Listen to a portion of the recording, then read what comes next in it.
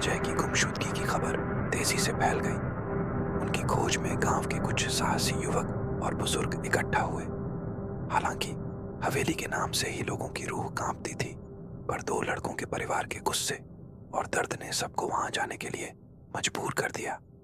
रात होने से पहले ही चार लोग, हरीश, गोपाल, मनोज और रमेश, टॉर्च और लाठियों के साथ हवेली की ओर रवाना हुए।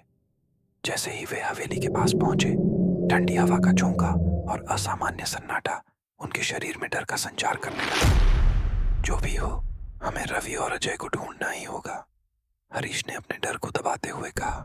हवेली का दरवाजा इस बार खुद से खुल गया। अंदर का अंधकार उन्हें निगलने को तैयार था। चारों ने टॉर्च जलाई और अंदर कदम रखा। पुरानी लकड़ी की खुशबू और दीवारों से रिश्ता पानी माहौल को और डरावना बना रहा था। वे धीरे धीरे अंदर बढ़े। अचानक पीछे का दरवाजा जोर से बंद हो गया। गोपाल ने चिल्लाकर कहा, यह क्या हो रहा है? लेकिन कोई जवाब नहीं आया। वे उसी कमरे की ओर बढ़े जहां रवि और अजय को आखिरी बार देखा गया था। झूला अब भी हिल रहा था, लेकिन इस बार वहां कोई परछाई नहीं थी। मनोज ने झूले को रोकने की कोशिश की, लेकिन जैसे ही उसने उसे छुआ, उसका शरीर ठंडा पड़ गया। उसने कांपते हुए कहा, यह झूला किसी जिंदा चीज का है। कमरे की दीवार पर टंगी औरत की तस्वीर से खून टपकने लगा। रमेश ने दीवार की ओर इशारा किया, यह देखो, यह खून कहां से आ रहा है? कमरे के पीछे एक गुप्त दरवाजा दिखा। हरीश ने धीरे धीरे उसे खोला। अंदर एक संकरी सीढ़ी थी जो हवेली के तहखाने की ओर जाती थी।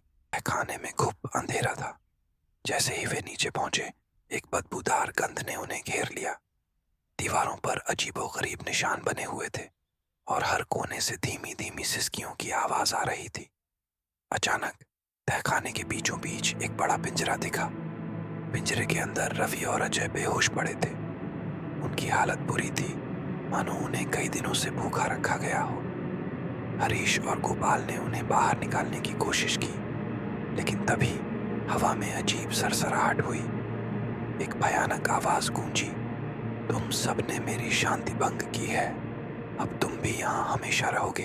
तहखाने में अचानक कई परछाइयां प्रकट हुईं। उनकी चीखें कानों को चीरने लगीं।